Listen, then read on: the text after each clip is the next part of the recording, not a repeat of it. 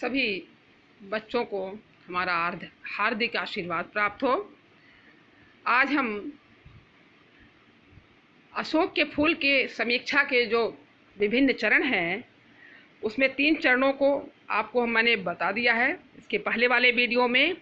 उसके बाद जो अन्य चरण है उस पर आज हम प्रकाश डालेंगे। तो चरण का जो मुख्य हेडिंग है, मुख्य बिंदु है, अशोक वृक्ष की पूजा यक्षों और गंधर्वों की दे। इसमें लेखक ये बताते हैं कि अशोक वृक्ष की प्राचीन साहित्य में अशोक वृक्ष की पूजा यक्षों और गंधर्वों के द्वारा की जाती थी। इस पूजा का नाम मदनोत्सव था। मदन मतलब कामदेव, वस्तुतः यह कामदेव की ही पूजा थी।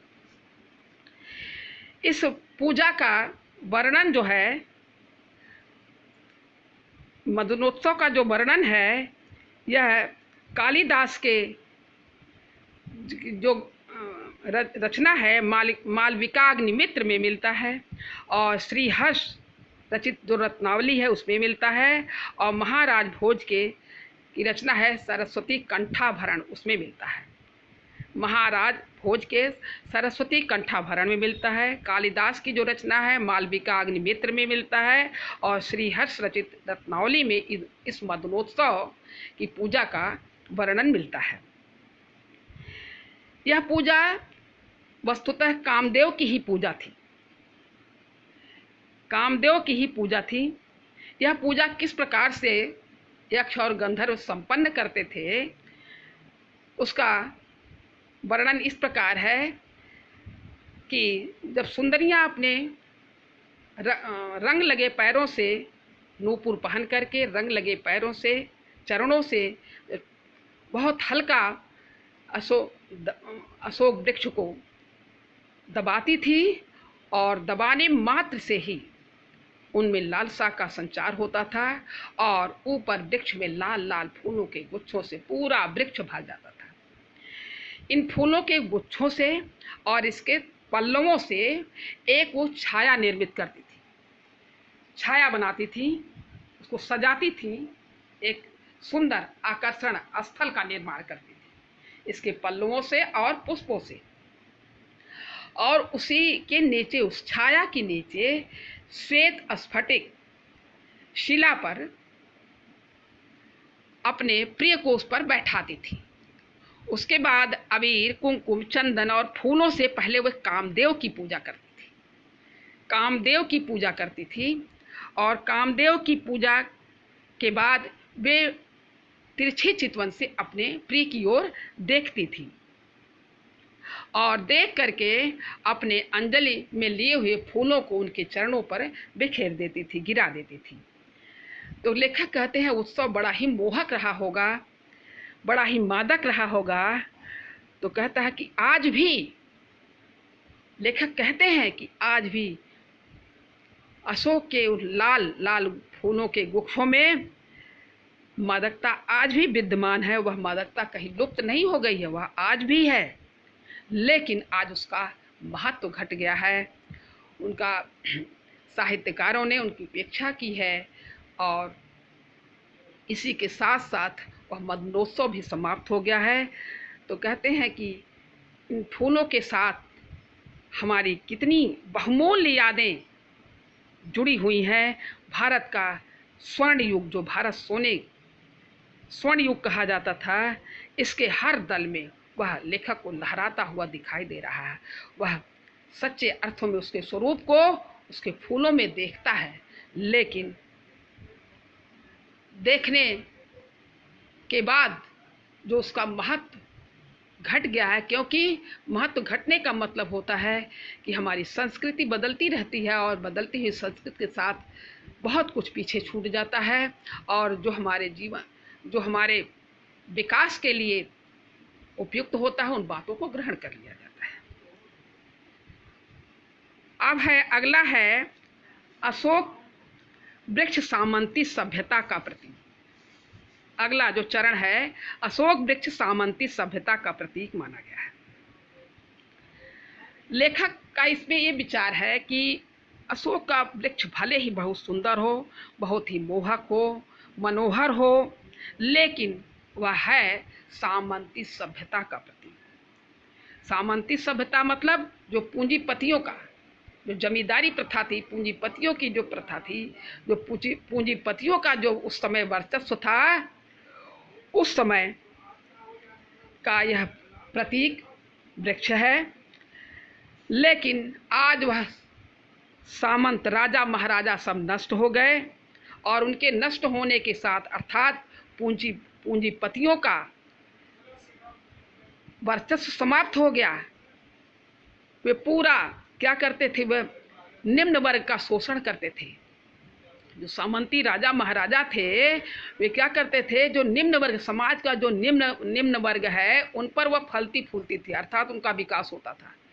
वे कुछ नहीं करते थे, लेकिन जो हमारा समाज का जो पिछड़ा हुआ उन्हें अधिकारों से वंचित किया जाता, उन्हें अधिकार नहीं दिया जाता था, उनका इतना शोषण किया जाता था कि उनकी मेहनत पर, उनके परिश्रम पर वह आगे बढ़ती थी। तमाम उनकी उपेक्षा की जाती थी, उन्हें अधिकारों से वंचित किया जाता था। तो यहाँ लेखक का क्या है, गरीबों और शोषितों के प्रति उसकी सहानुभूति दिखाई दे रही है। उनका प्रगतिवादी दृष्टिकोण इसमें दिखाई दे रहा है कि हमारा समाज, वह सामंती सभ्यता, वह पूंजीपति वर्ग जो है वह समाप्त होता गया, और इसी के साथ साथ मदनोत्सव का उत्सव भी समाप्त होता गया। और उसके बाद संतान की कामना के लिए जो स्त्रियां गंधर्व पूजा करती थी, उस पूजा को छोड़ करके, गंधर्व की पूजा छोड़ करके, गंधर्व अर्थात कामदेव का पर्यायवाची ही है, उसकी पूजा को छोड़ करके अब उन्हें देवताओं से वरदान मिलने लगा। वह काली, दुर्गा आदि की पूजा करने लगी, और इसीलिए यक्षों और गंधर्वों की शक्ति जो है, इज्जत जो है समाप्त हो गई।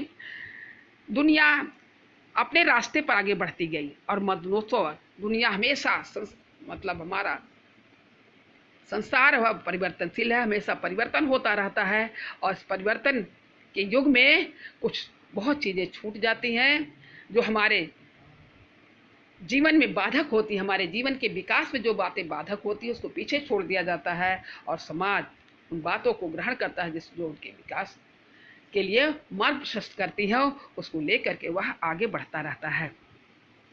इसीलिए लेखक कहता है कि अशोक का महत्व भी घट गया और उसे भुला दिया गया, उसे लोग उपेक्षित कर। अब है अगला जो चरण है, मनुष्य की दुर्दम जिजीविषा।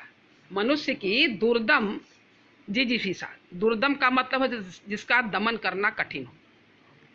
कहते हैं कि केवल अगर सत्य है तो मनुष्य की जो जीने की प्रबल इच्छा है, जीने की जो प्रबल इच्छा है वही सत्य है। उसमें कोई मिलावट नहीं है कि हर मनुष्य जीना चाहता है, कोई भी मनुष्य ऐसा नहीं है जो जीना नहीं चाहता है। और इस जीने की इच्छा में जो भी सभ्यता और संस्कृति की बातें जो बाधा के रूप में आती हैं, वह थोड़ा सा उससे विचलित होता है, लेकिन वह विचलित हो करके अपनी उस दुर्दम जिजीविषा की धारा में सबको समेटता हुआ वह आगे बढ़ जाता है। मानव जाति जो सभ्यता और संस्कृति बदलती रही है, हमारे सामने समाज का जो रूप आज है, जो समाज का रूप जो देख रहे हैं, जो आज देख रहे हैं, वह न जाने कितने ग्रहण और त्याग का रूप, अर्थात अब हमने बहुत सी पुरानी बातों को छोड़ दिया और नवीन को ग्रहण कर लिया। तो कहते हैं कि सब में मिलावट है, सब में मिलावट है, कोई विशुद्ध नहीं है। अगर विशुद्ध है, शुद्ध है, तो मन हृदय में विद्यमान जिजीविषा, यह गंगा की भांति अपने जैसे गंगा की धारा सब कुछ अपने में समेट लेती, सारी गंदगियों को समेट लेती है, तब पर भी पवित्र रहती हैं और निर्बाध और बहती रहती हैं। उसी प्रकार से यह जिजीविषा जो है वह अपने धारा में, जीने की प्रबल इच्छा की धारा में सभी संस्कृति और सभ्यता के मोह को वह क्या करती हैं, वह अपने में समेटती हुई, कुछ को छोड़ती हुई कुछ को आगे साथ में ले करके आगे बढ़ती जाती हैं। वह धारा इतनी प्रबल, इतनी प्रबल होती है कि इसके वेग में सब कुछ बह जाता है, कोई अवरोध इसमें टिक ही नहीं पाता है। हम केवल उन्हीं बातों को ग्रहण करते हैं जो हमारी जीवनी शक्ति को समर्थ बनाती है, जो हमारी जीवनी जीने की शक्ति को जो समर्थ बनाए, उन्हीं बातों को हम ग्रहण करते हैं और सब बातों को हम पीछे छोड़ देते हैं। इसी कारण अशोक वृक्ष और उससे जुड़ा मदनोत्सव भी इसी कारण पीछे छूट गया है, क्योंकि मदनोत्सव से मनुष्य का विकास, पूरा विकास संभव नहीं था, इसीलिए उसे छोड़ दिया गया। जैसे जैसे समाज में रीति रिवाज बदलते रहते हैं, उसी तरह से मनुष्य उन रीति रिवाजों में, अपनी परंपरागत रीति रिवाजों में परिवर्तन करता हुआ वह नए को ग्रहण करता हुआ आगे चलता है, आगे बढ़ता रहता है, तभी वह विकास कर पाता है। अब अगला जो है पॉइंट है, सबसे लास्ट में, अशोक वृक्ष के माध्यम से मानव जाति को संदेश। अशोक वृक्ष के माध्यम से मानव जाति को लेखक ने यह संदेश दिया है कि जिस तरह से अशोक वृक्ष का महत्व घटा दिया गया, उसकी उपेक्षा साहित्यकारों द्वारा उसकी उपेक्षा कर दी गई। केवल कालिदास के काव्य में उसका वर्णन मिलता है, केवल कालिदास के काव्य में उसका वर्णन मिलता है, और मदरसों के रूप में उसका उपयोग होता था। लेकिन और कालिदास के जो बाद अन्य साहित्यकार थे, उनके साहित्य में उनका वर्णन नहीं मिलता है, लेकिन उनकी उपेक्षा का उस पर कोई प्रभाव नहीं पड़ता। वह उसी अपने पुराने मस्ती के साथ आज ही वर्तमान में उसी मस्ती के साथ, हर्षोल्लास के साथ लहरा रहा है। उनकी उपेक्षा का, उसके महत्व घटने का उस पर कोई प्रभाव नहीं पड़ा है। और इसके माध्यम से ये संदेश दिया जाता है कि हमको भी, मानव को भी इसी अशोक वृक्ष की तरह विषम से विषम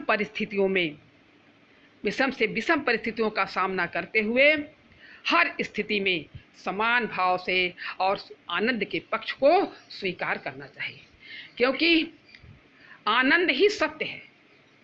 हर स्थिति में किसी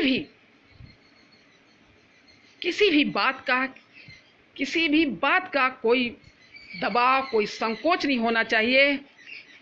खुल करके जीवन, खुले मन से जीवन यापन करना चाहिए और बड़े ही आनंद पूर्वक अपने जीवन यापन करना चाहिए।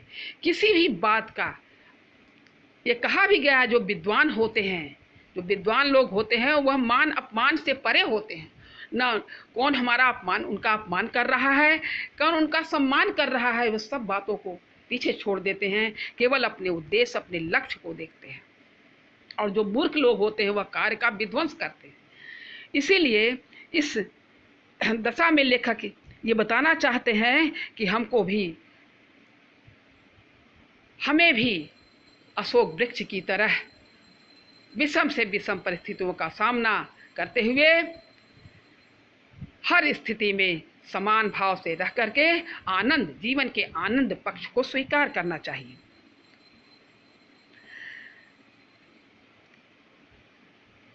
पुनः लेखक कहते हैं, लेखक का ये विचार है कि जो विद्वान पुराने चित्त से जब अशोक वृक्ष को देखते हैं, उनके फूलों को देखते हैं, तो पुराने चित्त से उदास हो जाते हैं।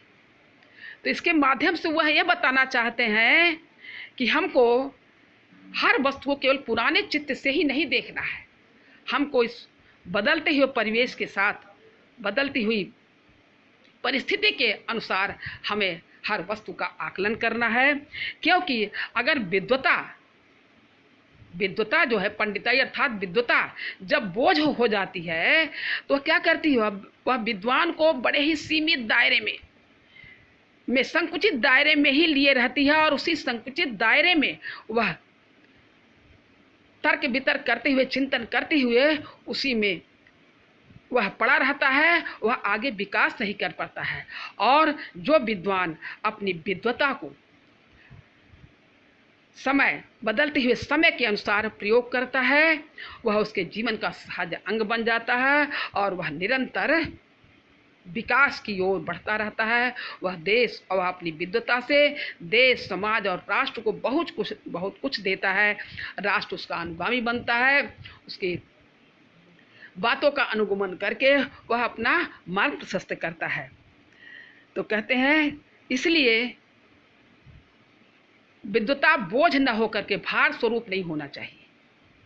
विद्वता एक सहज अंग के रूप में होना चाहिए, जीवन का सहज अंग उसे बनाना चाहिए, ताकि इस सहज अंग बनाने से वह अपना विकास तथा देश और राष्ट्र का समाज का विकास कर सके।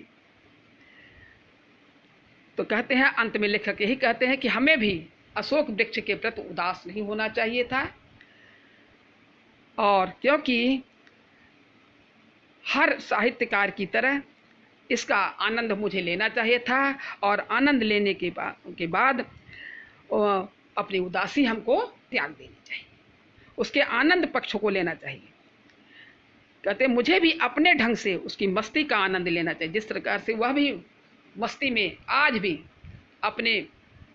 उसी मस्ती से, जो पुराने समय में मस्ती से झूम रहा था, आज भी उसी मस्ती से वह झूम रहा है। हमें भी इसी मस्ती का आनंद लेना चाहिए और अपनी उदासी को त्याग देना चाहिए।